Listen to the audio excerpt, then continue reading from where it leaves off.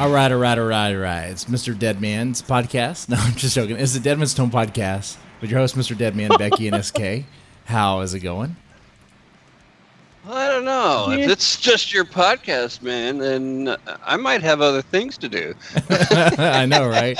You know, I was saying earlier to you guys. I don't know. Maybe I was feeling a certain way, feeling kind of sentimental. But I was telling you guys, you know, I need you guys on the show. I care a lot about you guys. You guys, Becky, you are the counter to like my, I guess, mansplaining ways. You know, SK, you are like, you have that wisdom. The pain in the ass. You have the wisdom that you get with age. And you're kind of grouch. Yeah, old as dirt. Yeah, yeah, archaeological. Mm-hmm. Yeah, so. I definitely need you guys. The show would not be the same without y'all. It would just be me, be boring. We've done that before. Not doing that. You're not boring. Oh, come on. Hey, first, actually, no, other news. Hey, you listeners, you should really consider becoming a patron of Deadman's Tome, and I'll tell you why. Not only will you help an indie publisher that's trying to do a whole lot of good for authors, like there is actually a goal to give 100% royalties. I'm not joking. That's one of the end goals there.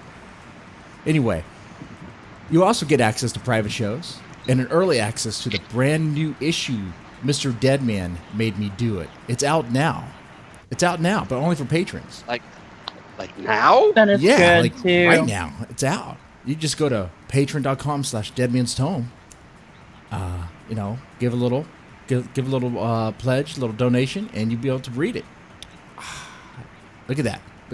It's good too. It's Really else. Good. Mm-hmm.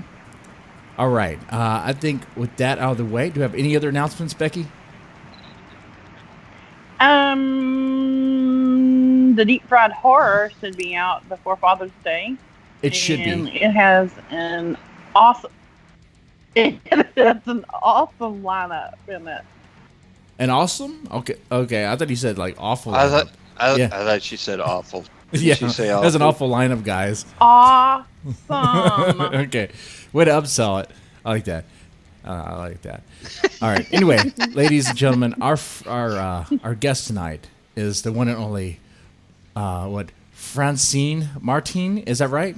Did I get that right? Oh my god. Oh my Perfect. god. Okay, I'm sorry. I do apologize if it was incorrect. No. That's how it was written on the postcard. Accent right and everything. Okay. That's nice. because you wrote it. Well, don't. Okay. I don't have a defense for that. Yeah, it's true. I wrote it. Frank. All right, Mr. Frank Martin. Well, don't tell them that I need to be cultured. Yeah. Otherwise About Frank Martin. Frank Martin. How are you, man? How's it going? I'm doing just fine. That's good to hear. Now, for those who don't know who you are you and what do you do? What am I and what do I do? I am a author and comic writer. I write spanning a whole bunch of different genres: science fiction, fantasy, and of course horror. And I write books, comic books, short stories, novels, novellas, and yeah, that's kind of what I do. Okay, that's pretty cool. And how long have you been doing this? I mean, like most writers, I've been writing all my life. I started in elementary school, always loved it then, kind of wrote stories on the side, but I've been kind of pursuing it as a professional passion, I would say, maybe for the last 5 or 6 years, where I really put my effort into getting stuff out there. Okay. And now, is there a certain reason why you're drawn to, let's say, a horror? Yeah, I like horror stuff. Well, there you go. Makes sense to me. Perfect sense. I mean, I have vivid memories of being a kid and going into Blockbuster and going up and down the horror aisle and just renting movie after movie. It doesn't matter what it was, but it's such a wide span of what things can be. Some horror is super creepy and supernatural. Other horror is slasher and it could be quirky. So it's really, I don't know.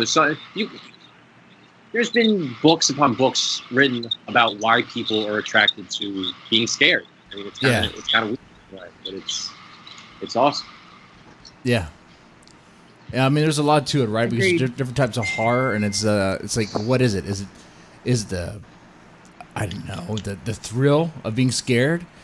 Is it that it challenges you, that you feel frightened, all that, or is it the comedic aspect? Like when I sit down and watch horror, like it's rare that it scares me anymore, but I'm actually more drawn to like the comedic stuff now. It's like, you know, you put the genre on its head, you know. Pieces of what you like, and then there's horror that's not scary at all, but it's gory and it's gross and torture porn in a way. Mm-hmm. And for some reason, just to watch something whose sole job is to try to make you squirm. Yeah, I don't know why people get enjoyment out of that too, but for some reason it's a whole industry. Yeah, I mean, in that regard, it's kind of like to each their own, right? I mean, like some people are more drawn to the torture porns or the gore stuff, like Saw or Hostel. Some people like, I don't know, what's that movie?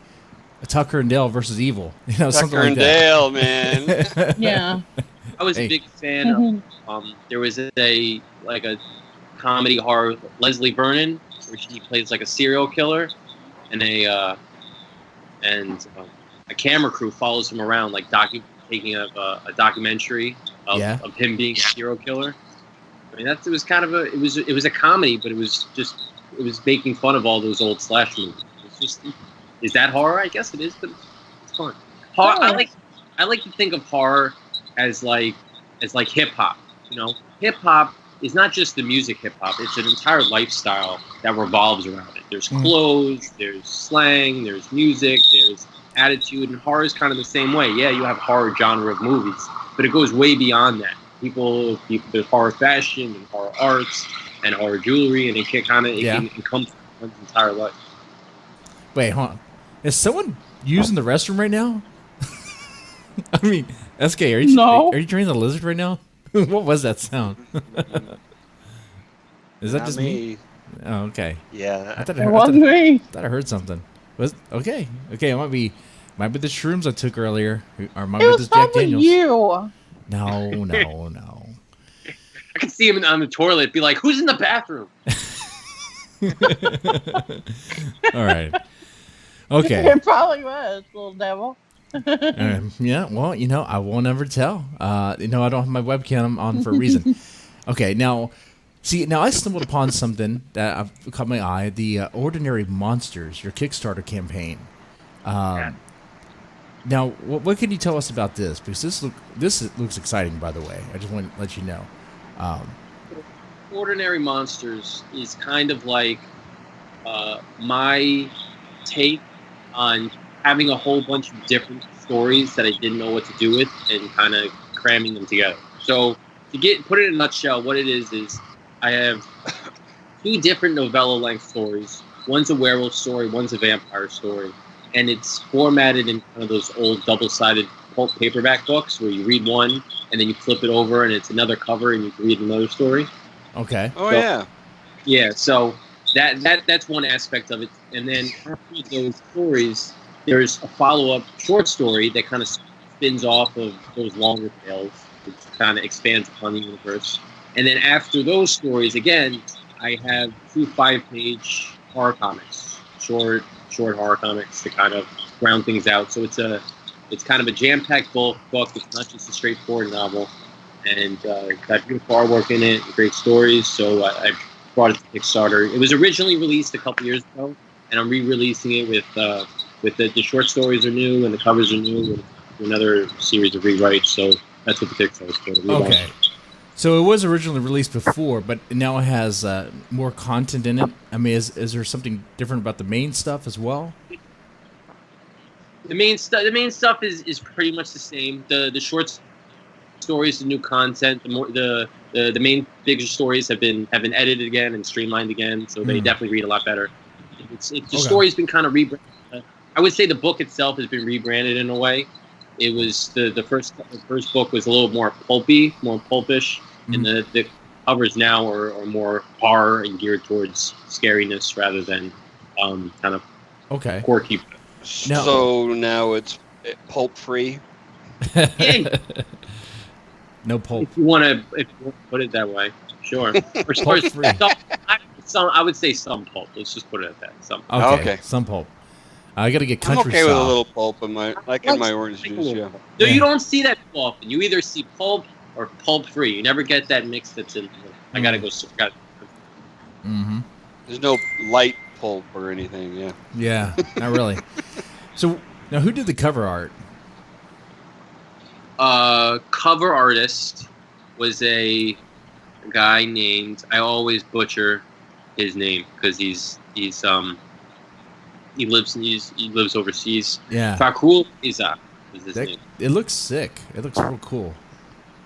Yeah, like he that. did a great job of it. And one of the keys was on the werewolf side of the book.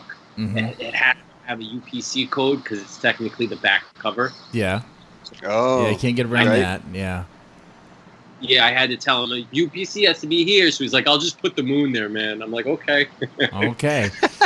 So, okay. Now, how are you publishing this? Is it like in-house? Are you, I mean, The original publisher was Burning Willow Press, okay. and I brought it to them because I knew them and they were relatively new publisher at the time, and I said I had this crazy idea. I want to make a double-sided book, and they're like, we have no idea how to do that. Let's go for it. So it's I had to do a bunch of research to figure out how to format it and such.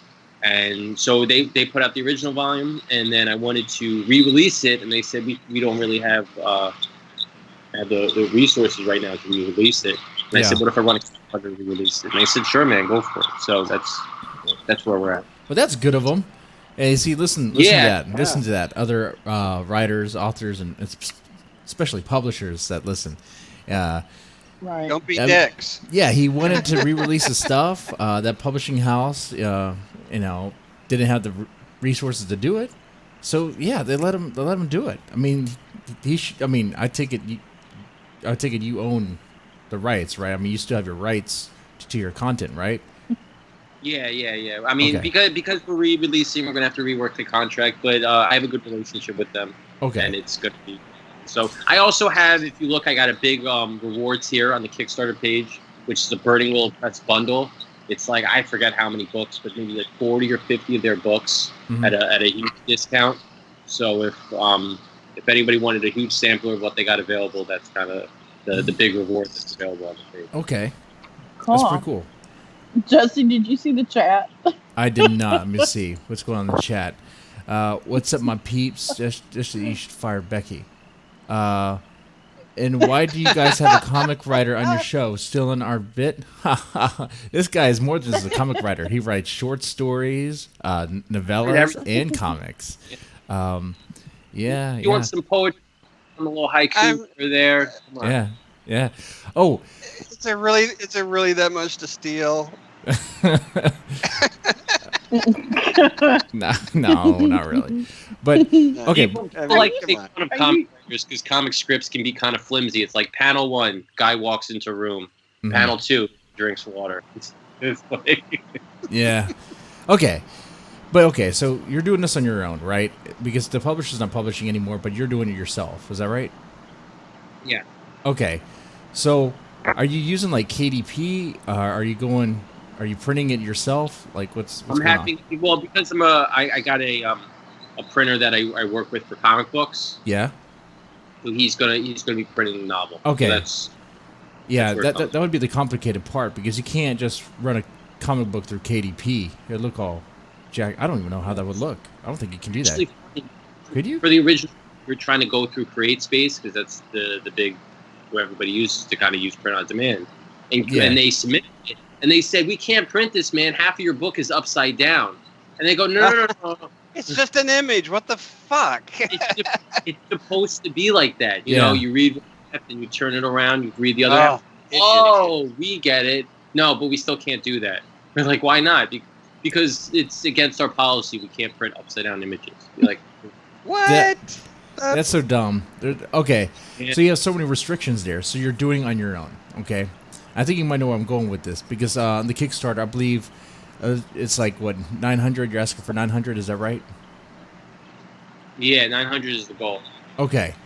All right. Tell us a little bit about that. Tell us how it came to like 900.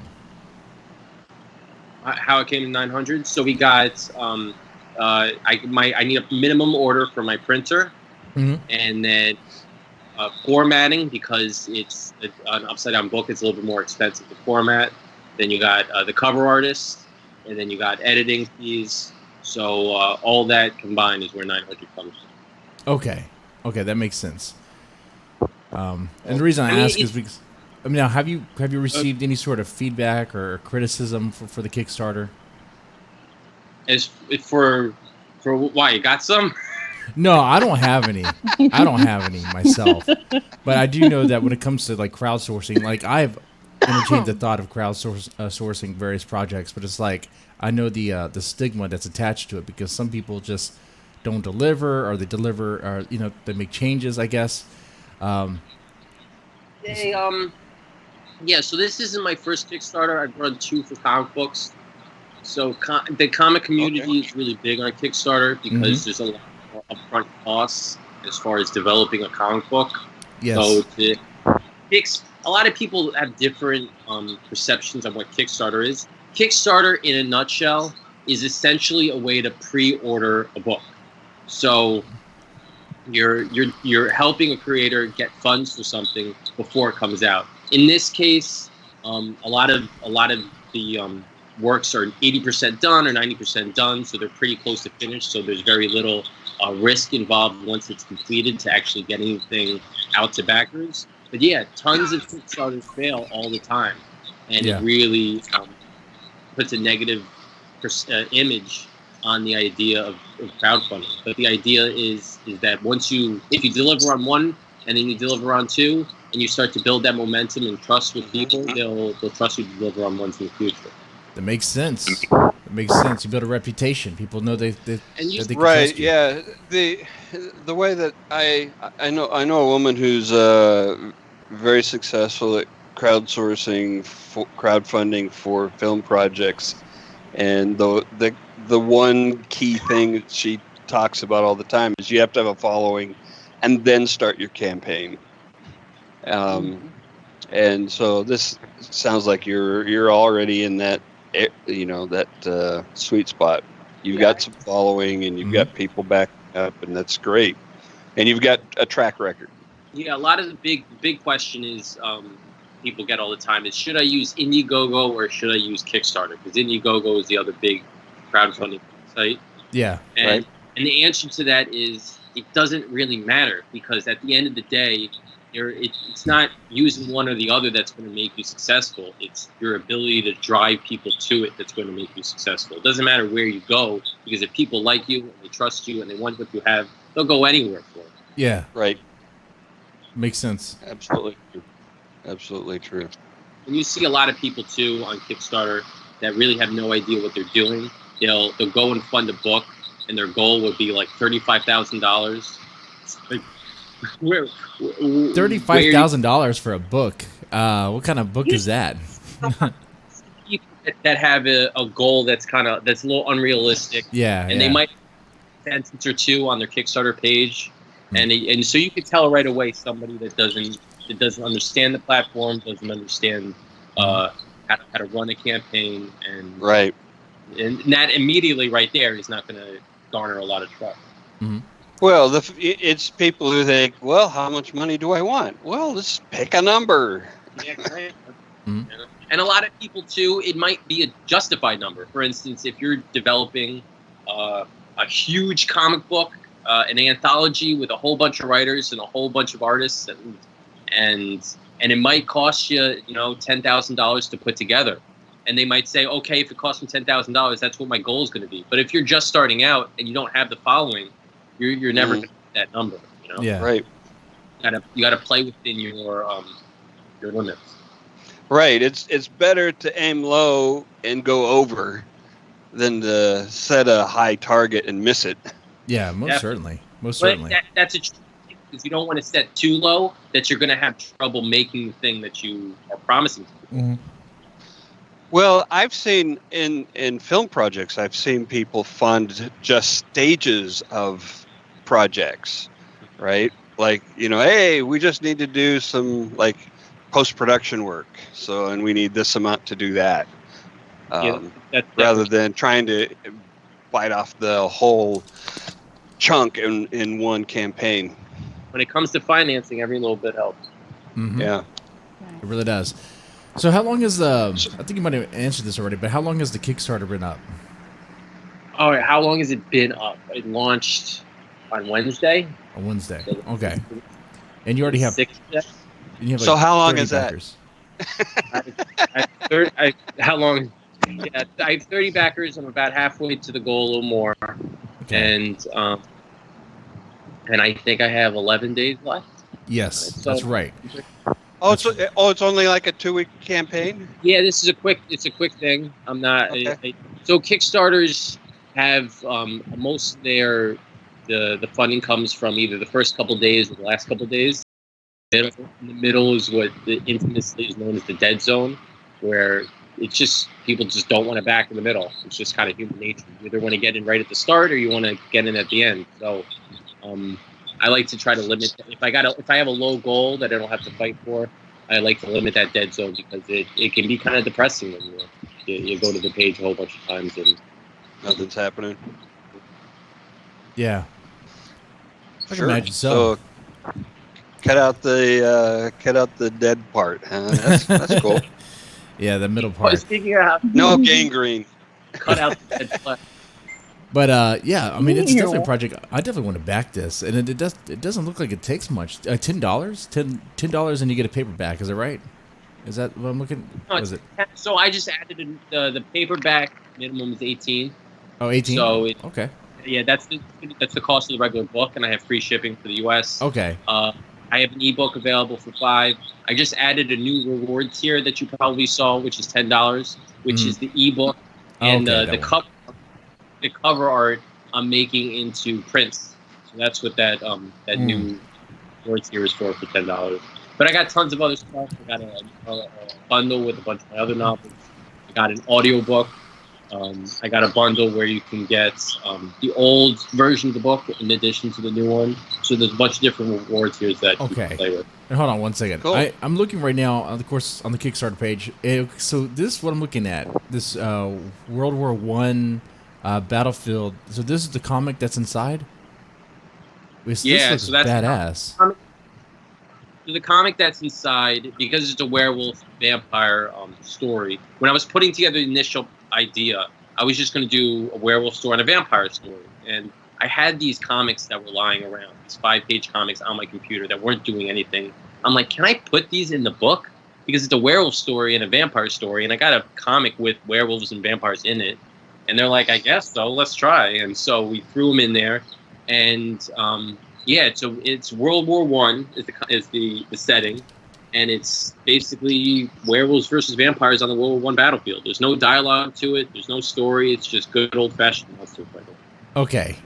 Okay. And just to make sure we're clear, I mean, this is definitely inspired by Twilight, right? I'm just Oh my god. I'm just fucking the with World you. War II, World War One episode. No, but the vampires glitter and all that. I'm just messing. I'm It just takes messing. place in this northwestern part of the United States during World War. Yes. But okay. So who did the artwork? Yes. Vampires. Purple. Did you do the art for the comic? I did not do the art for the comic. If it was stick figures, then yes. But, Okay. This is sweet. Let's talk about someone else's art real fast. This art is awesome. The art is done by an artist named Chris Winters, Okay. who also did the cover on the original release. So, on the original release book, he did both the comics and the cover art. But for the re-release, they just kept him for the. I just kept his comic pages and a new artist do it. Okay. I mean that scene right there, when they're going into the trench and beating up the Germans. I guess I don't know who they're beating Wait, up. scroll back. That looks like is that the Pillsbury Doughboy? Which one? Or the staple? Where? Which one? Okay. I'm on top now. Are you on the? I'm on the Kickstarter page. I'm just scrolling up and down. Excuse. No, go farther down. Where's the Pillsbury Doughboy? I forgot to mention that. Yeah, the Pillsbury Doughboy and the Michelin Man kind of jump into the scene, into the trend. Okay. Oh God. It was hard to tell that or the Stay Puft Marshmallow Man, Yeah, it could be like a cameo, you know? right? Mm-hmm. I like that. Oh, any other questions about the Kickstarter? There he is. Oh, I see. That's two guys. That's a guy's back. Oh, okay. It was scrolling really fast. It was hard to tell. Oh, okay. That makes sense. I can see it. I can see it. Yeah. Okay. Likely story. All right. And so, do you guys have any questions about his Kickstarter? Because I want to ask about the content, really, about the story itself. But if you guys have questions about the Kickstarter, we can talk about that. So that's kind of the funny thing is that the project itself is so cool and jam-packed with stuff. I never really talked about the actual stories. Oh, but we will tonight. Don't worry. Don't worry. I love getting into the gritty of it. I think I kind of missed the part of, like, where are you having it printed? I have an independent comic printer. Oh, okay. Who does my comics, and I reached out to him. I said, "Can you print the book?" He says, "Doesn't matter to me, man. I'll print anything." So I was like, "Okay." Awesome. So, before I actually went ahead with this, because I like to know all my vendors before I go ahead with stuff, I had him print up the book just to see the quality, and I got it in the other room. It's pretty damn good, and I'm happy with it. So I know it's exactly what it's going to look like when it's done, and I'm going to be happy to send it out. Man, well, I might need to talk to you about that because Deadman's Tome is considering. There's a particular. Well, all right. I'm looking at publishing a comic. The guy does the cover, talking to him about something, keep it on the DL. But I need to find a printer. I need to find a place to go to take that, you know? But Epson sells printers. Said that like yeah, like, that kind of Oh, printer. dear That kind of God. printer, SK. Yeah. I'm going to print it on my home computer. There you go. There's your fucking comic. I'm And staple it together. Wait, you want a quality? Come on now. God. Oh, Don't geez. mind the streaks. You wanted more than one copy? You wanted more than one copy? Yeah, right. No. Oh. Okay, well, tell us about the story, though. So tell us, what is the story going on in Ordinary Monsters? I know you have multiple short stories. So what's going on? Just pick one and First just story, dig into it. it's the vampire story. Okay. And, this story is about two sisters, and they're having trouble with their parents, and they're fighting. And one of the sisters, it takes a little bit of a Twilight-y turn. And my ultimate goal was to kind of give a little Twilight flair, and then spin it completely on its head and goes just straight up strange horror. So that's kind of what I wanted to do. So she, one of the sisters, they're having fights with their parents. One of the sisters kind of wants to rebel. She's a pretty pale boy that she wants to go after. Okay. But it takes a pretty hard left turn when she starts to get along with him. Doesn't end well for anybody. When she gets alone with him? Uh-oh. Broke. Oh, okay. Huh? I missed you. What did you say? What happens? Where does it make that turn? Well, she wants to rebel, and he invites her over, and she's kind of like, I don't know, why am I doing this? This is not the type of person I am. Yeah. And so yeah, he's not the pretty boy vampire that people expect him to be. Yeah, no, you don't say no to Dracula, right, or whatever. He's Lestat. Lestat. You don't say no to Lestat, right? Is that what we're getting at?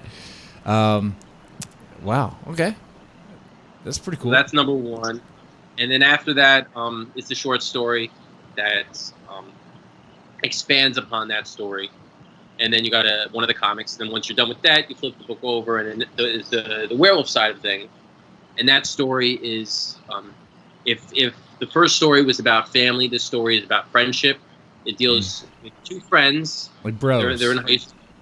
Yeah, they're bros. They're in high school. They're drinking buddies. They get, but one of them is kind of harboring a dark secret that connects to World War II. And wait, you said it connects to World War II? His dark secret? It does connect to World War II because this friend dark secret that he's hiding. He's got a grandfather who's a World War II veteran in his house. Okay. And as the friend discovers his friend's secret, it starts to delve into werewolf territory and you figure out the history of grandfather and the werewolves and that was originally the very first story that I wrote for this entire project. So that was kind of the inspiration for it. Okay. So he's like the son of a Nazi or something. Is that what's going on? I just spoiler. For some reason, werewolves go together like peanut butter and jelly. I don't know why. Werewolves and Nazis? Werewolves, Nazis, and good leather uniforms. I'm sorry. But yeah. They go together. Shit. Okay. By the way, there were no Nazis in World War I. In case anybody's curious about that. The Nazis weren't even a thing yet. The comics have nothing to do with stories. They're kind of just a bonus. They're an add-on, so they're completely bonus. The Nazi bonus. You just don't get that enough. A fun bag of Nazis. There you go. God. But I'm glad you brought that up, SK. Because we have to fact check this guy, but like, right? That's right. You were aware of that, right? Because a lot of people make that mistake, right? Because you ask them, hey, who do we because they know that the Germans were involved in World War I, but people usually say, oh yeah, they were Nazis, but it's like no, like that's not even that wasn't even a thing. They show up till the sequel. Yeah. That's the sequel right there. I mean, there's tons of Nazi fiction that has to deal with the occult and stuff that. So, kind of, I don't know why. Not supernatural horror and not go together hand in hand. We got Nazi zombies all over the place. Mm-hmm. Werewolf, Nazi witches. Okay. Now, so which monster's better? Vampire or werewolf? That's a personal preference. That's like asking someone what they like better. I mean, I guess you're gonna like bang one or something, but I mean, if you're gonna like have one be on your side, I mean, I would go full on werewolf, right? I mean, in brute force. I mean, that's kind of a tricky question because what type of wolf are we talking about? Are we talking about the teen wolf where I can play basketball and jump real high? Or are we talking about American werewolf where it looks pretty painful? We're talking about Teen Wolf Werewolf. That's what we're talking about. Play basketball. God in heaven. There was a trend in like the 80s of werewolf monster movies where like a large percentage of the movie was taken up with the transition special effects, and showing the snout growing out and the clothes ripping off and the feet changing and all that shit. And they would spend like half an hour on that stuff in the movie. It was crazy. And then you got to go to the vampire side of the equation. Am I like a scrunchy face vampire, like in Buffy, or am I kind of like a zombie werewolf, a vampire? Oh, even worse. What about Louis? What is the name, Louis, on the Interview with the Vampire? Oh my god, that has to be the lamest vampire ever. Sniveling. Yeah, like Lady Boy. Worst Lady Boy. Yeah. There, you said it better than I was about to say it. I was about to say a word that YouTube doesn't like. But it's just, for him, for Louis. Small bundle of twigs. For Louis, come on now. Even there was a scene in that movie, or in the book, where Lestat was like, looking at him like, come on. Are you serious? I turned you into a vampire. You can do anything you want, and this is how you spend your time? Motherfucker. Are you insane? I mean, come on. That'd be the worst way to go. That would be the worst vampire to have. I would know. I would not. I would take the Twilight vampires over that guy. Any day. Any day. Oh, yeah. That was another thing. What was up with Twilight? Every vampire gets a superpower. When did that become a thing? They're like X-Men. You know? I know. They're undead X-Men. Yeah. With fangs. With fangs and they glitter. And they glitter. Yeah, they walk into sunlight, they don't turn to dust. No, they just get all sparkly like a unicorn. Yes. And somehow that's something It's amazing. their SPF 7000. They're like made out With of glitter in it. aluminum or something, you know? Like they're made out of metal. I don't know. They're made out of what? Aluminum. They're made out of what? Aluminum.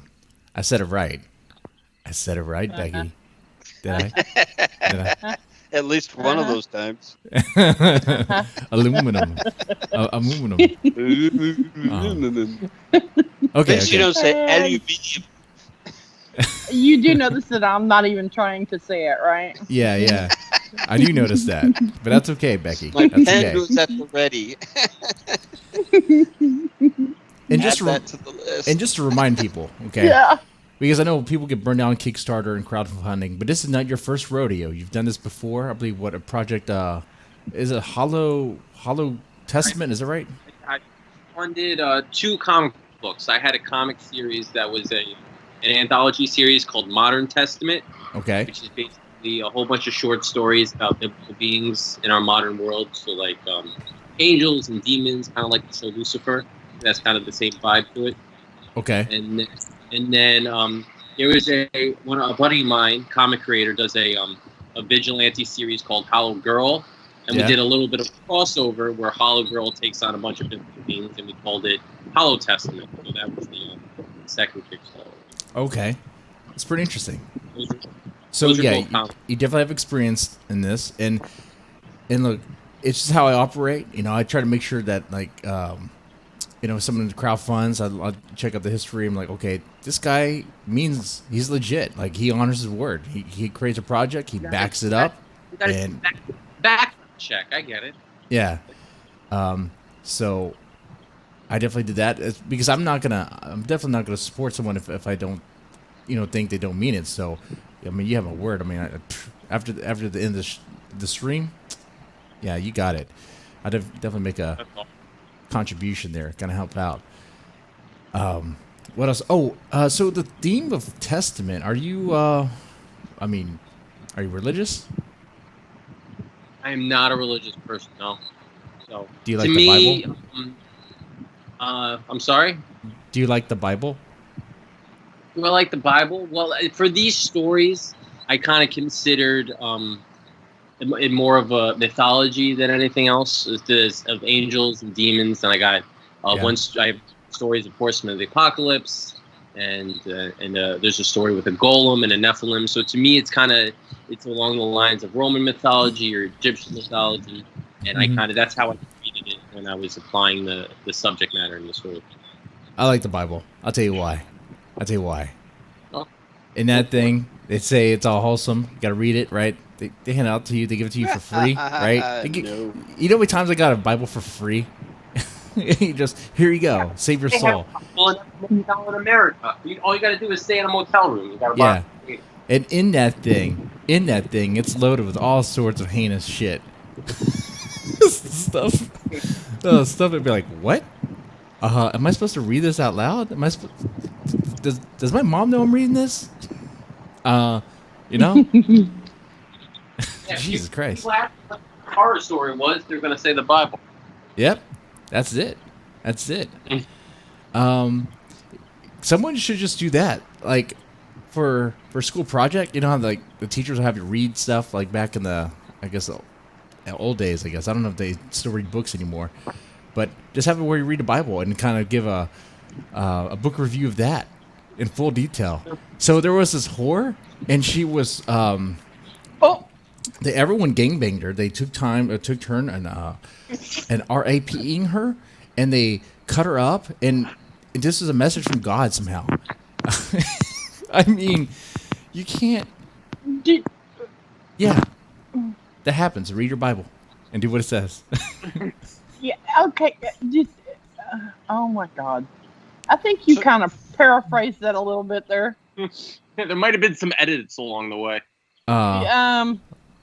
Which was it? Yeah. I think it was like in Kings or Judges. I'm not sure which one it was. I gotta read it again. I gotta read it again. It's First Kings, I think. Oh, The one you're talking about. yeah. The concubine. They call them concubines. Sorry, not whores. I'm sorry. Yeah. Concubines. And they Fancy name for girlfriend. yeah. For side girl. Yeah, side girl. Mm-hmm. So that's cool. So where do you get your inspiration from? Oh, sorry. What, Becky? No, you're fine. Nothing. Sorry. Don't want to That was mansplain. the Bible according. That was the Bible according to Jesse.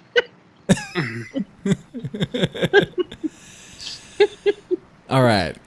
So anyway, where do you draw your inspiration from? You know what? Inspiration really comes anywhere and everywhere. Mm-hmm. I have so many ideas that I can spend my entire life writing, and I still wouldn't get to all of them. Yeah. So, yeah, I mean, coming up with ideas is not the problem. It's finding the time to actually sit down and bang them all out. Yeah. I guess that wasn't sense. a fine No. answer. No, that makes sense. I mean, the joke was right there, but I'm not. Come on, we got to be family friendly now. Yeah. We got to be family friendly That now. pause was everybody censoring themselves. Yes. Okay. Well, actually, since you're should I say nope? There's still one thing I definitely want to ask. Since you are definitely involved in comics and the Kickstarter, crowdfunding, and you know how comics are definitely, it's definitely helped them out. Are you aware of comicsgate? I am woefully aware of comicsgate. Okay. And it's kind of hard to be a comic creator these days and not to know what it is. Okay. And from my understand, they too seem to be, I don't know if it's paving the way or they were kind of like, I don't know if they were the first, but I don't know, but they seem to be really involved in crowdfunding. Is that true? Is that, I don't know. Kind of. It's a very complicated situation, mm-hmm. and there's a lot of backstory to that. Yeah. So there's quote unquote leaders of the comic. I guess you could call it a movement, and they have utilized a huge fan base. They've gained popularity with a whole bunch of people, and they've managed to capitalize on that by creating massive crowdfunding campaigns for their works, which I guess is viewed as like an alt comic to a lot of the mainstream comics. Mm-hmm. And people have tried to piggyback on that fan base, sometimes with success, sometimes with not. Yeah. So, and that's what happens with like hashtag movements. That's why I find it kind of like if someone tries anyone can use a hashtag, right? And you're not gonna be screened. You're not gonna have your background checked. People don't know if you're in there for good intentions. So anyone can piggyback on a hashtag and maybe be a bad actor or whatever and ruin it. But I mean, Comicsgate is a controversial subject in the comics community. So you're kind of courting disaster a little bit by trying to fit yourself in with them. So a lot of people try to keep their distance. Some people try to stay on the fringes of it, on the edges. But it's people could talk about hours about the situation as far as what's going on with Comicsgate and the comic community as a whole. Yeah, I'm aware of some infighting. Even within Comicsgate, some members, I guess, quote, leaders have a problem with what's happening, or maybe they say, you know what, I'm not even really a leader, like it's just a hashtag, and then other people just, I guess, double down and they, I don't know, are just bad actors. It happens with any movement, even with any hashtag. You can just name one. It happens. Let's see. Any other? Oh, so besides the comics, okay, besides this book as well, what else are you working on? I mean, I'm always writing stuff. I'm always making new comics.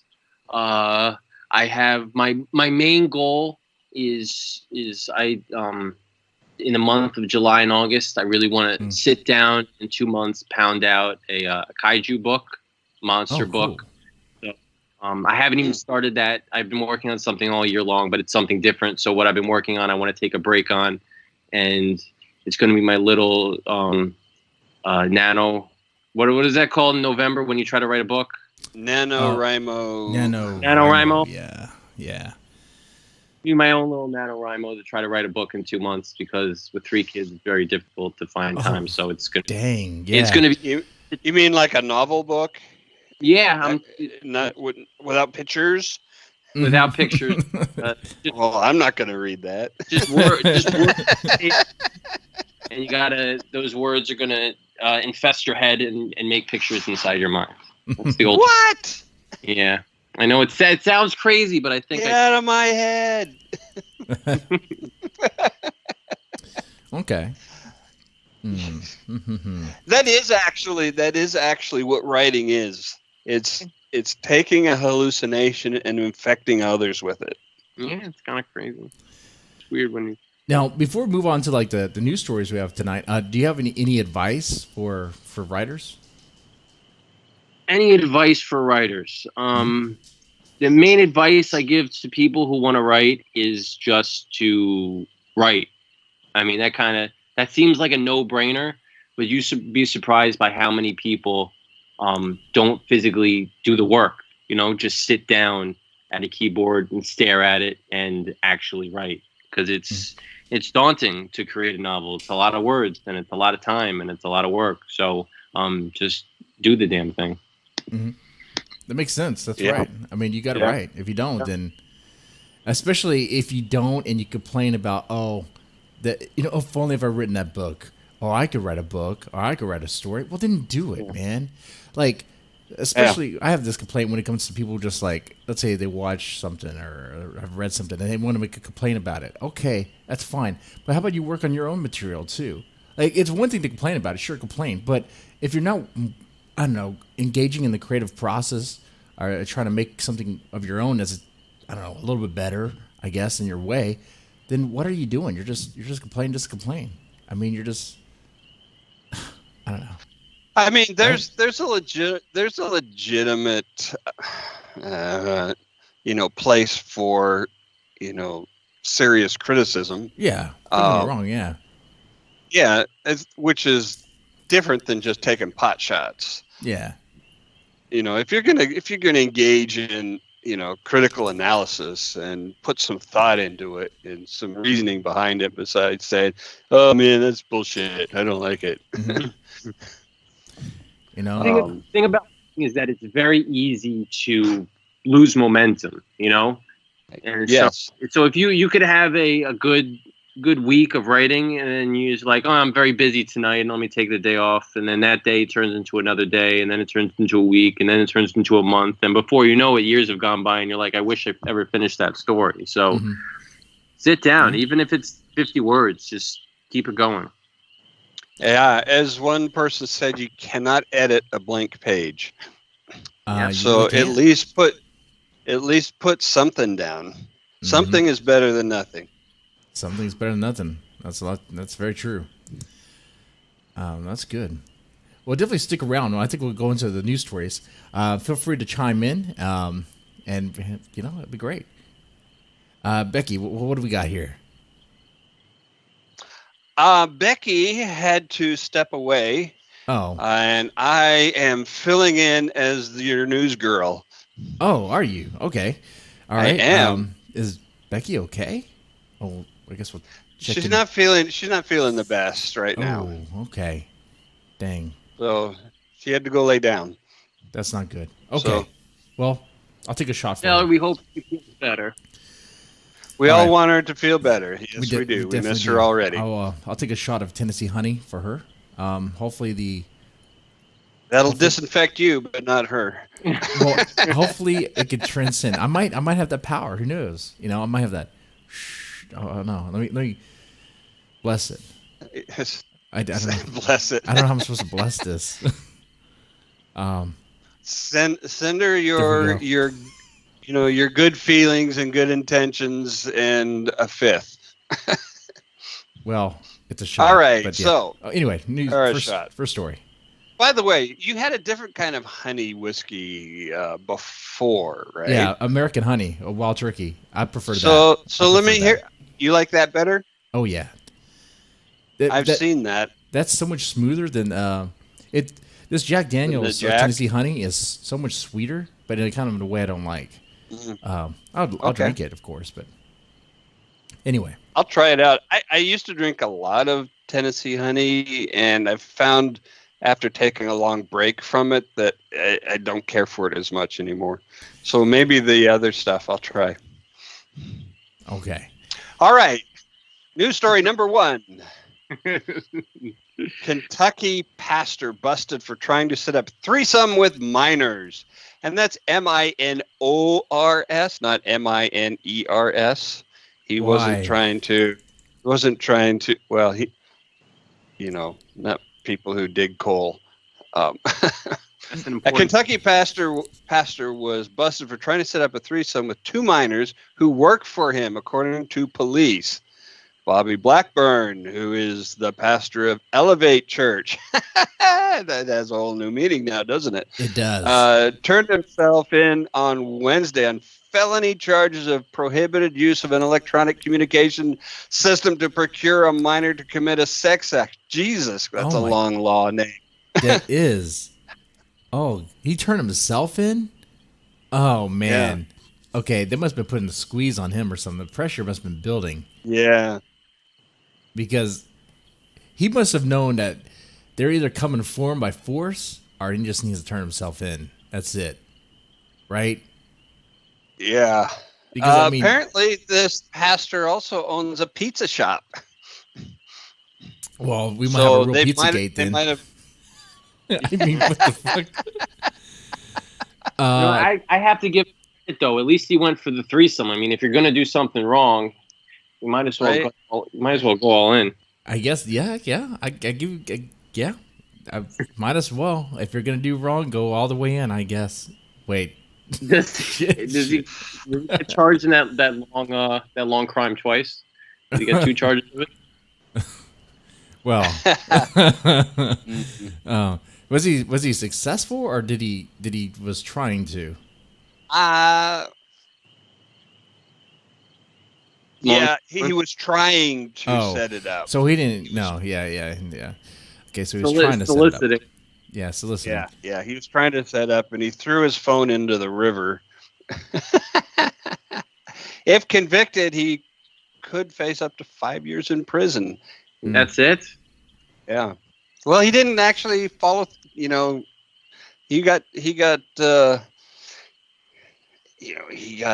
in trouble before he could carry it out.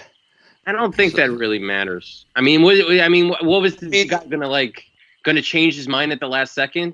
I know what you're saying. Yeah, but you don't. It's in a lot of ways, it's not illegal to want to commit a crime. Yeah, I know what you're saying though, because it's like we know what he's gonna do, likely, right? So it's like why not just give him the full sentence? Right. But we're not in Minority Report territory just yet. It's one of those things where you're like sitting on the couch. You're like, you know what? I could really go for some minors right now. And then once you step out that door, you're already guilty. Yeah, I agree with you there. But of course, the court of law would be like, well, did he actually do it? Guilty in your heart. Yeah. Oh man. I mean, we do in this country base our guilt, our crimes are based on actions, right? You have to take an affirmative action, a definitive step towards that crime. Otherwise, Yeah. So wait, this wasn't like a sting operation? No. That's what I'm curious about too. I'm curious about how. Not a sting. It was not a thing. Did the girls like turn him in, or did he just walk into the police station one day and was like, you know what, I was trying to pick up some little girls, arrest me? I think the girls or boys, whoever it was he was trying to perp on, ratted him out. I think somehow pressure was one of the built in. girls showed the text messages to a cop. Yeah. So the problem here is, and then, I see the word got around to him, and he decided to turn himself in. I see problems with his plan. He wasn't thinking right. One, he's not Catholic. He's in the. Is he Catholic? What's the? No, it's just that no. He's a pastor, not a priest. Okay. Well, see, he's not Catholic. The other thing is, he's prepping on girls and not boys. Sorry, that was horrible. That was horrible. That was horrible. Horrible. Too soon. Too soon. Might Too soon. Too soon. I'm sorry. I apologize. God, I gotta take a shot for that. Jesus Christ. But the joke, I mean, it need to be said because that's what happens, right? I mean, if he was Catholic, he would be shipped to another church, right? Right? Just another drop in the water. Yeah. Oh man. So at least he was exposed and he's in jail. So good riddance. Good riddance. Well, so here's the thing. What are the odds that he got busted the first time he tried this shit? I'm wondering. I don't know. See, it doesn't sound well, like on the one hand, he doesn't seem to be very good at it. Yeah, so this might be his first time. So maybe. On the other hand, yeah, makes you wonder though. It does make you wonder, but the way he handled it, I guess, it kind of makes you wonder if he's very experienced in this. He probably knew that he fucked up, especially when he was being outed. So he's just like, you know what? I'm just gonna go and confess. Hopefully get a plea deal or something. That's not what you do. I don't know, man. I don't know. All right. All right. Story number 2. Man fatally shot cousin during argument over $45 debt. Hey, $45, $45, man. What was the interest on that? Yeah. Yeah, you want to cut that off before one of them was pretty interested in it. Well, but a Missouri man fatally shot his cousin during an argument over a $45 debt plus some personal belongings. Lamont Devon Lacombe, 27, of St. Charles, confessed to investigators that he shot his cousin Joseph Lacombe, 26, after police responded, blah, blah, blah, blah. Joseph was found by responding cops lying in the street with multiple gunshot wounds. Oh, dang. So this was not just, I'm going to threaten you with my gun and oops, it went off. Yeah. It accidentally discharged multiple times. He might have spent more on bullets than how much is ammo? It was a .40 caliber. So those are Yeah, probably that's like not $1 each. Yeah. Hey, man, it's the principle of the matter, okay? It's the principle. All right. Oh. Okay. So, with interest. Yes. Okay, there must have been some other argument here. It was like, what? Where's my 45? There must have been some other argument. There must be more to the story. Maybe banged his girlfriend. I don't know. Something else happened here. Something else. A drug deal. Yeah. I don't know. Something on drugs. It could be on drugs. That's something that can happen. But hey, a question I have for you guys is what? Come on, it's $45. What would you do for $45? Well, I wouldn't get caught. Okay. I mean, come on. Yeah. Whatever you do for $45, don't get fucking caught. No. That's just stupid. Yeah, right. Just keep it in the closet or something. Just keep it hidden. No cameras on. I mean, yeah. I mean, use a little forethought, guys. Mm. This is where the fuck is? Oh, this is Florida, right? It's Florida. St. Charles is Florida, right? Oh, Oh no, Missouri. It said Missouri. Sorry, That's Missouri. right. Okay. I say this guy does not look like Florida man. He has. But I was getting worried. Whew. I mean, God made the Everglades for body dumps. That seems to be true. I can't debate that. You know.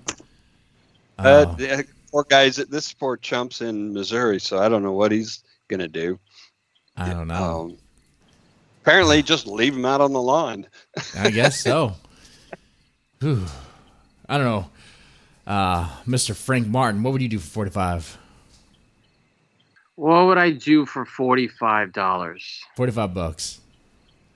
I don't know if I would bring weapons into it, but definitely maybe throw some fisticuffs around. Fisticuffs. Keep it old fashioned. Yeah, keep it real. You know? Tack some more zeros on, and then we'll get feisty. Yeah. Right. I agree with that. Yeah. Don't even ask what I would do. Don't even. Okay. I won't ask you what you would do. Great. Good. Because I'm not drunk enough to answer. Not yet. But if you did answer, what would it be? Well, if I did, I mean, I don't know. I mean, I already eaten bull balls before. What else could I do? Like snort cinnamon. For 45? Yeah. Is that yeah, man. Low? Is that too low? Is it too high? I mean, it's your body, your choice. You know, suck on the devil's toe. That sounded horrible. I don't want to repeat that phrase again. I'm glad Becky's not here. I'm glad she's not here because she would. She's listening. You know she is. She would be like, "Oh yes, you better. Oh yes, you better." I'd be like, "Nope, nope, nope," and then I would. What the hell is a devil's toe? Is it a pepper? Yeah, it's a sucker. Yeah, it's like super hot. Like the ghost pepper. I guess it has that powder on it. I guess I don't know how to explain it, but I was hoping you were going to say it's like, you know, Elizabeth Hurley's foot, but I guess it's a pepper. So yeah. Okay, I could pretend because I'd do that for 45. I mean, I can pretend, you know. Oh yeah, I mean, yeah. Oh, what's the next story? Not to change. All right. Yeah, that one was kind of running out. Fake rape claim ends with murder of accuser's former neighbor. Wow. So false Metoo ends with a dude murdered? Is that what I'm hearing? Yeah. We got the beginning of the story and we got the end of the story. We're missing the meat. All right. So here we go. A Florida woman, dun dun dun. Of course, in Florida. You can't make this up. You really can't. Okay. A Florida woman's false claim of rape eventually ended with the death of her neighbor. This was this is reported. Why is Australia reporting about a Florida woman? Because Florida is so ripe for juicy content. Well, not even Australia can resist. It's just. Yeah, they're all fighting. Who wants to be the Florida correspondent? Yeah. And everybody's like, ooh. The Kiwis can't resist this. You know, they'd be all over that. Okay. Brittany Story told authorities that a Hispanic man forced his way inside her Largo area apartment and raped her threatened her with a box cutter. She alleged that a man of Hispanic appearance forced his way in and used a broken broom handle and a box cutter to vaginally penetrate her, according to police. What? Wait. She was penetrated with a broken broom handle? Is that what she claimed? That's what she said. Yeah. Did he check? Because that would leave some nasty marks, right? I mean, let's check your area, because you're saying broom handle was shoved up there. There better be some fucking splinters. Yeah, What are you there's talking about? evidence. Yeah. That would. Sori made the claim of rape when she and her husband Gerald were behind in their rent and had been notified that they were to be evicted. What? So, yeah. How does? So the landlord's like, "Oh, hey, bitch, you guys gotta go. You guys not paying rent." But I was raped. I was raped by the gardener. Blah, blah, blah. It's like, what? I mean, Raped by the.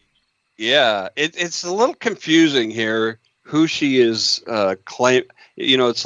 I would understand if she said it was the landlord, but it was like a neighbor. So she said it was the neighbor? Yeah, she said it was the neighbor. Well, right, but so this is what happens, right? So they're threatened with eviction. She makes this rape claim to the cops, but then they move out. Okay. Anyway. Okay. And then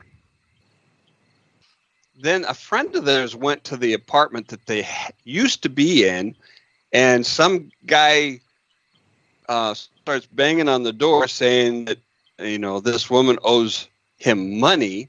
And the friend's on the phone, and she goes, "Oh, that's the guy who raped me." Oh, so she says that's the guy who raped me? Yeah. The guy that she owes money to. Yeah. She tells her friend that that's the guy who raped me. The landlord. And so, I guess, right? And so, well, it's just, they just call him a neighbor. They don't actually say he was the landlord. So it she could be drug concocted dealer? a story. Yeah. She kind of used. Yeah, it could be a drug dealer. Yeah. And so her friend who was at the apartment while this guy's pounding on the door, he sneaks out a window, goes around, and kills this fucker. Wow. Because he thinks he's a rapist. That's the power that women have. They could just say, "He raped me," and some motherfuckers can kill that person. That is true.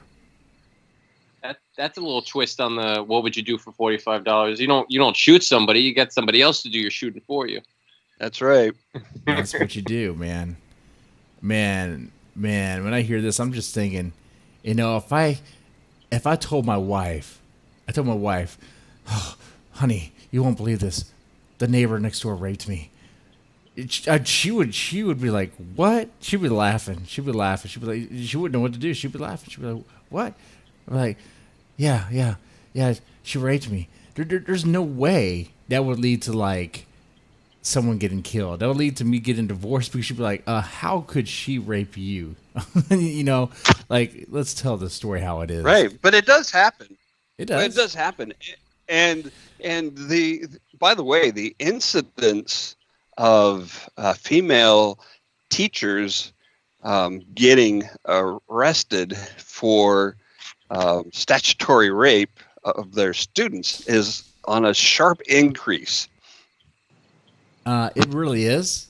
As someone who works casework here in Texas, Yeah, I can tell you that it definitely happens. And I wonder if it's been happening all this time. It's just now it's kind of being reported. Yeah.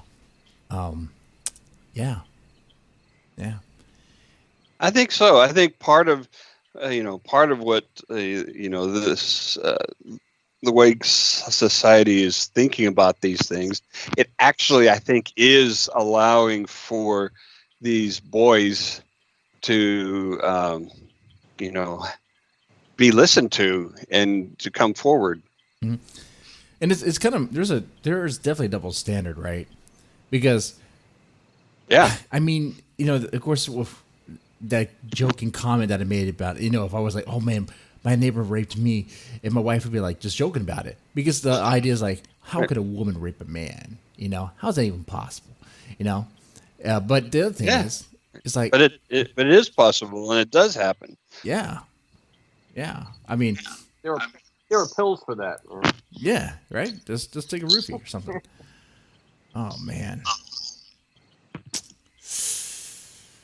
But see, that's a power that ladies have right there. You just make a claim like that, And in the right moment, the right circumstance, someone's going to lose their life. Man. Over bullshit. Well, during the height of the Me Too business, there was also a hashtag called Believe All Women. Yeah. And a lot of people were like, "Oh, hell no." Mm-hmm. And I was one of them. And there's a reason for that. I was already aware. I was already aware that there's a not insignificant.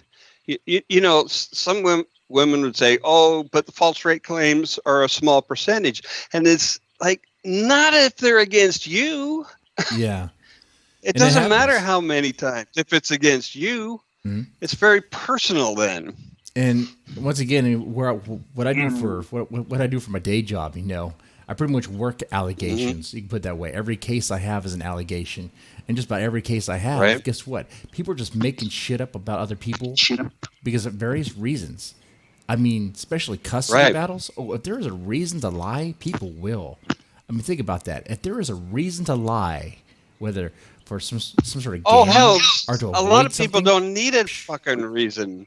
Yeah, they'll use anything to lie. A lot of people will lie just because they don't need a full reason. They just lie because they lie. Mm-hmm. It's the same reason why your little kids lie to get out of something, or why they might lie to get something. Yeah. Just like how you might lie to your boss to get out of something. Or lie. It's how dare you? People lie. They do lie, and they'll even use, guess what? Rape. They will. Of course, I'm not saying you can't believe. Sure, you listen. I word it this way, because what I do for a living. I'll say listen and assess. Just listen. Just take in the information. And of course, what I do for a living, you got to ask questions. You'd be like, okay, let's talk about this, talk about that. One of the things that happens is that, it's an honest to God tragedy that so many women have been legitimately abused and assaulted. And what that does in many cases, not all cases, in many cases, it predisposes them to believe any accusation. Yeah. And they do not, they end up not being able to look at it rationally and critically.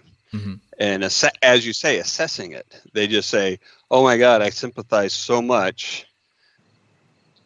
So I'm just going to go with supporting it, this accusation, whether it turns out to have any truth or not." Yeah, last thing I could say about this is just think about spite cases. Like the cases I work where like a divorced family, right? So there's kids caught in the middle. So of course, whether getting out child support or trying to modify a court order or whatever, they will say whatever. They'll put things in the kid's head. It gets to the point where you have no idea what's really going on because it's like there's manipulation. Right. There's lies. And that's just over what petty stuff. But just anything and everything. They'll put out sexual allegations, they'll put allegations of abuse. It's crazy stuff, man. Yep.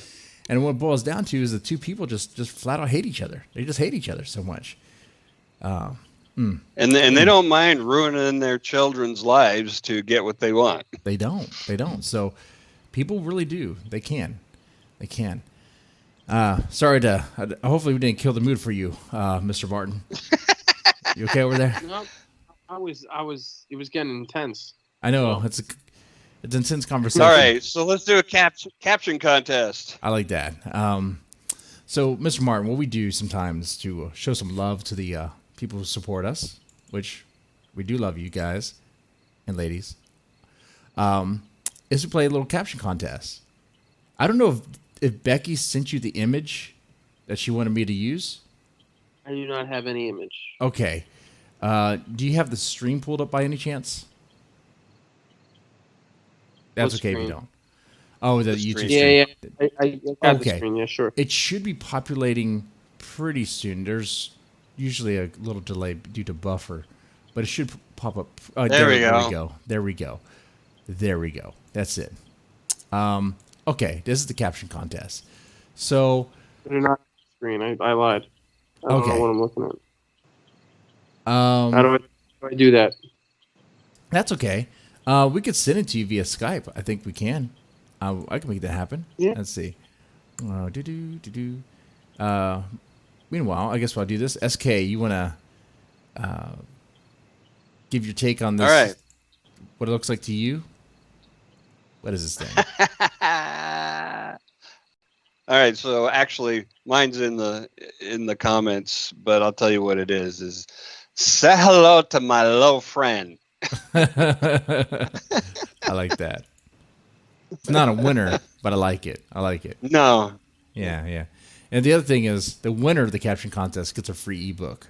Sometimes if I'm drunk enough, a free book. So there's that. I like hearing his caption and then getting the picture afterwards. I'm like, oh, now it makes sense. Okay. sometimes that's an interesting approach. My All right, comment to here you we guys- go. Okay. I guess I'll save it for later. Okay. Just read them. Deadman's got a Woody, or Woody's a dead man. Okay. That's good. I just gave a potato head. That's actually, I like that one. Tried that American apple pie, best snack of my life. Okay.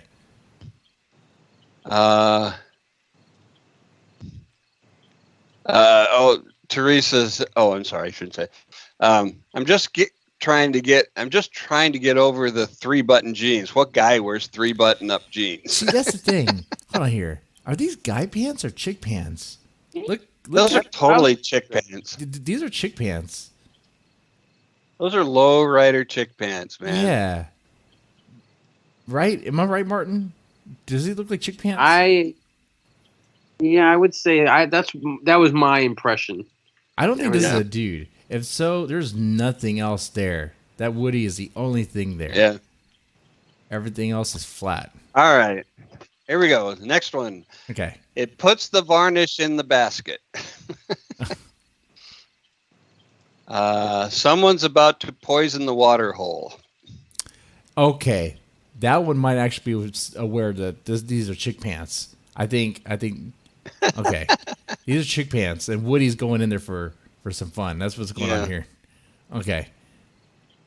I've got a friend in me. Oh, that's good too. Okay. That Monday feeling. There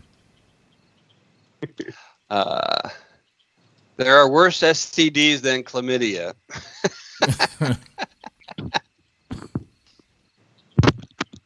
There's a snake in my boot. Okay. I hope you like my Woody. That's good. That's okay. Yeah. I'm going in. Finally. Wish me luck. My owner's name is Andy? Nah, his name is Peter. Okay. I would say he's cum drunk, but that's clearly women's jeans.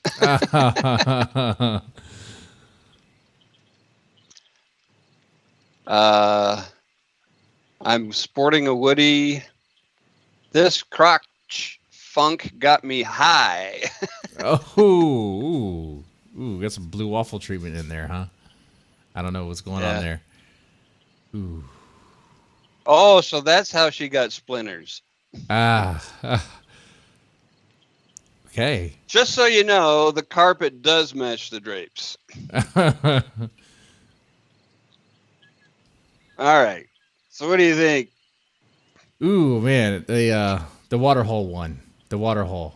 Yeah, that's what I was gonna say. Someone's about to poison the water hole. Charles Lynn is the winner. That's Becky's brother.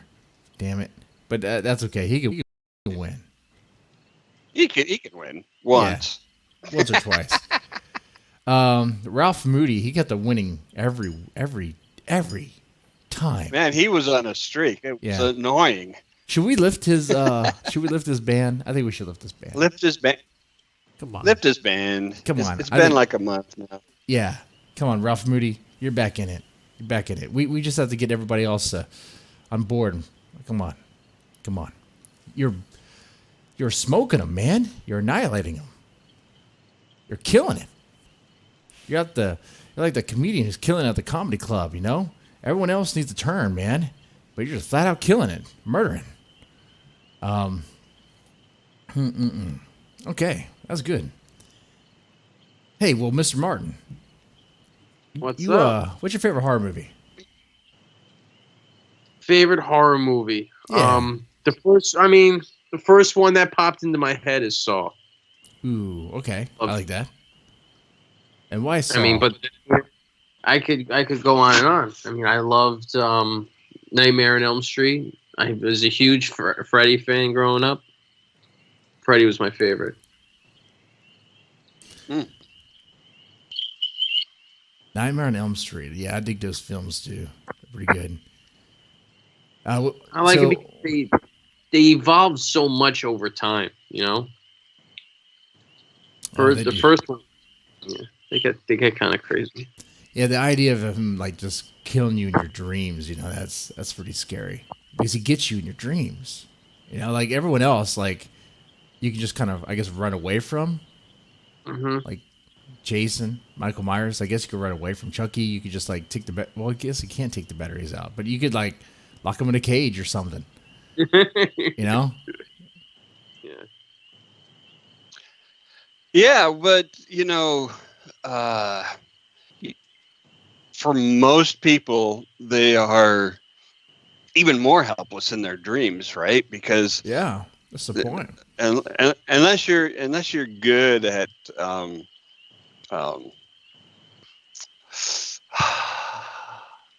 what's it called, lucid dreaming. Unless you're good at lucid dreaming, when you're just kind of an observer of your dreams and not a participant. Did you see the remake, new one? I saw the announcement. I saw something. My wife showed me this trailer. So they are indeed doing this, right? Isn't it like supposed to be later on, like 2020, or is it? Well, Well, I was talking about the other- one from years ago, the one they already put out. Okay. Yeah, I saw it. It was good. Well, I mean, Everybody said it was bad, but as a huge Freddy fan, I actually kind of liked it. I didn't mind it. I think they did a good job updating it for the new millennium. yeah. I mean, it's just kind of like a soft reboot. I mean, they're just retelling it. It's fine. It's kind of like what they did with, Texas Chainsaw Massacre.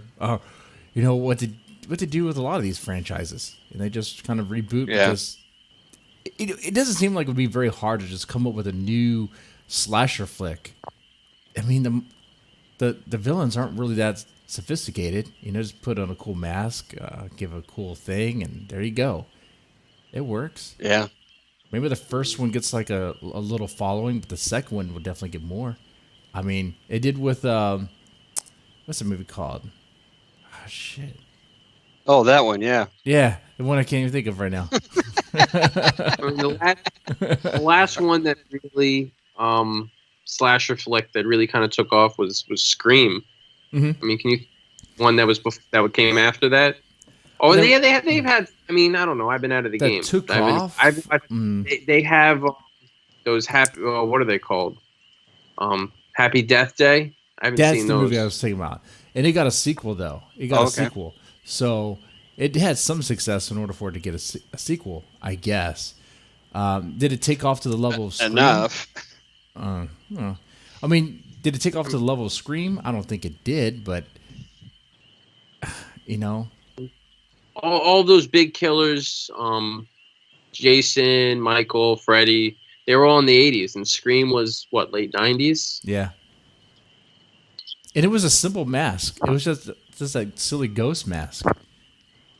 Scream was a little bit, it was unique because it was very tongue-in-cheek. It was very it was almost satire. Yeah, it was a satire that was kind of a legitimate horror in its own right. Oh yeah, it definitely was. You know, the thing that was scary about that is that anyone could be behind that mask, because it could be people just killing for any reason. You know, could be someone pissed off at you from school. Could be revenge. Could be. They really did. They did a good job with the whodunit, who's behind the mask. Yeah, because it's not just you're not just looking for one specific monster. You know, it's like a mystery and a horror kind of rolled in together. I like that.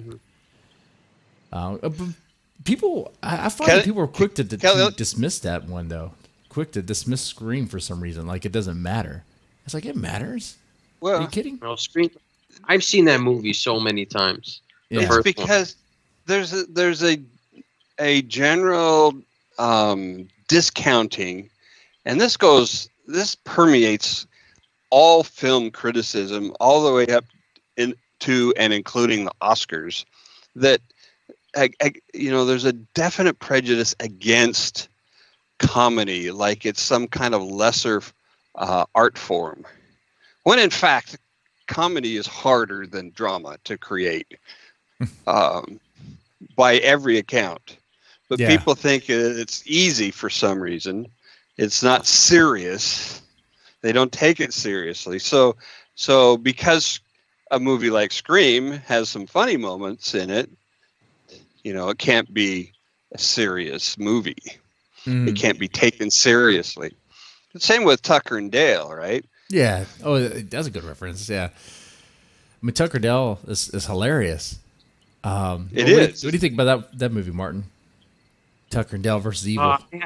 I've not seen Tucker and Dale. Oh man. Oh my goodness. Okay, man. I promise. Okay. But from what I understand, isn't that like it's more of a straight up comedy though, right? Yeah. But there's plenty of blood. Yeah. It's a comedy. It's a straight up comedy, but it's to me that movie holds up. But it's like Shaun of the Dead. Shaun of the Dead is a comedy. It's right. It's comedy. It's a scary. Scream has a whole jump scares in it. I think that Tucker and Dale does is funny is that it puts it in the perspective of like what would be, I guess, the cliche slasher villain, but they're just like two hillbilly bumpkins just like trying to chill in a cabin. They don't want to hurt anybody. But that's right. another cabin. But other people think they are the bad guys. Yeah, because this is the way they look and the way they carry themselves. Right. And the way they pull it off in the film is great. Like every time, like from their perspective, it's like a comedy. Like from the hillbillies' perspective, it's like a comedy. But from the kids, the college kids, it's like, no, this is real. Like it's like a slasher flick. It's like, I love that movie. Oh, yeah, another one like that. I was just saying, Cabin in the Woods. When you said they're in the cabin in the woods, that's what it made me think of. Oh yeah. Oh, Cabin Woods. That was good too. Man, Cabin Woods was one of those where it really analyzed what the whole genre, like how cliche it is, how the person could have chosen anything in that room and it would have changed something. It like it was some sort of like everything was pre-planned, just based on how you write the script, I guess. Mm-hmm. It really breaks it down. Huh. It's a little bit of everything. It's a horror, and then you got a little comedy in there too, and it's a very metafiction type of movie. Kelly Evans suggests that it's time for what does she call it? An Evil Mermaid movie. Oh yeah, Evil Mermaid movie. That'd be great. I'll be cool for that. Mermaids and unicorns. They Dude, oh well, there was a unicorn in a Cabin in the Woods, and it impaled someone. Oh, that's right. Why do people assume unicorns are nice? They got a fucking sword on their head. Yeah. Oh no, there's a reason. There's a unicorn. I don't know if you guys watch Legends of Tomorrow, the superhero show, but they had a little demon unicorn on that too. Oh, sweet. And there's a reason why we hunted them down to extinction. Okay, you got rid of them. Is it right? I mean, unicorns used to exist. That's right. right? Right? They used to Obviously. exist. Yeah, that's just given fact. Aren't they in the Bible? Yeah, they're in the Bible, guys. Come on. I think so. I think they're on Noah's Ark, Yeah. and they killed everybody.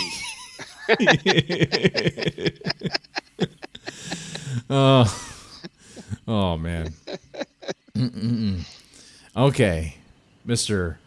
Frank Miller. Did I say Frank Miller? That's not your name, Frank Martin. Frank Miller, someone else. Sorry. You got an upgrade, dude. I had a huge upgrade. Frank Miller doesn't get bigger than that. Frank Martin. Frank Martin, man, thank you so much for being on the show. This was great. It was good talking to you. Yeah, it really was. I wanted to invite you when I heard about your Kickstarter. Like I said, I heard some rumblings that people were asking questions like, why is he asking for so much? But I was looking into it, I was like, I think he's actually using a printer. He's actually printing it himself. He's not just going through KDP. This is legit, guys. Like, I think. No, I'm going to be stocking these books, and printing is going to cover cons. It's going to cover sales. It's going to, yeah. Okay. So I don't know if we covered it, but ideally, I mean, what's your hope for publication date? As far as when it would be on sale after the Kickstarter? Yeah. I have a delivery date of the books for September. That's kind of the I don't plan. I mean, September is kind of the deadline I'm giving myself. That doesn't mean that it won't be available until afterwards. Kickstarter, you don't really get the funds right away, and even the final amount you don't get. Kickstarter takes 10% off the top, so the amount that people get, the number you see on a Kickstarter campaign at the end of the campaign, that's not the final number that you get in your bank account. Kickstarter takes a fee. There's credit card processing fees. There's what we like to call backer attrition, which means people bail out. Yeah, people that got whose credit cards get declined and stuff like that. So you never collect the final total, and then even Kickstarter takes a month to get you the money, and then you gotta. Wow. Nah, they love their float, man. It could be 4 weeks. So yeah, things take time. Now, the other question I have for you, well, Jesse, I'm sorry. What I want to make sure that listeners understand is, so if they don't back this book, will they still be able to get it? Yes. They just won't be able to get it until the book arrives and I actually have it in hand, and I could put it up on my website store. Okay. So if they do somehow miss out, they can buy it from you on your website. Now, I mean, do they get like a better deal if they back you? It looks like they do. Looks like they get some extra stuff. I'm not sure. Yeah, a couple of the bundles have extra stuff that's at a discount. And also for the US, I built shipping into the base reward tier where you just get the book. It's free shipping. Mm-hmm. So, well, that's good. So I think we should have him back on when this book is publicly available. Definitely. I think so. And then we can dig deeper into horror and talk about some other things you want to talk about. You got a bunch of books we haven't even touched on. So I got a couple of books, some sci-fi books. My other big horror book, I have a zombie book that's out. All right. That was a lot. So we'll definitely bring you back on next time whenever your book is out. That's great. Ladies and gentlemen, thank you so much for supporting the show, watching it, listening. It means a whole lot. Press the like button if you enjoyed this. Subscribe, share. Tell your friends. Mm-hmm. You guys take it easy. Make them subscribe. Yes.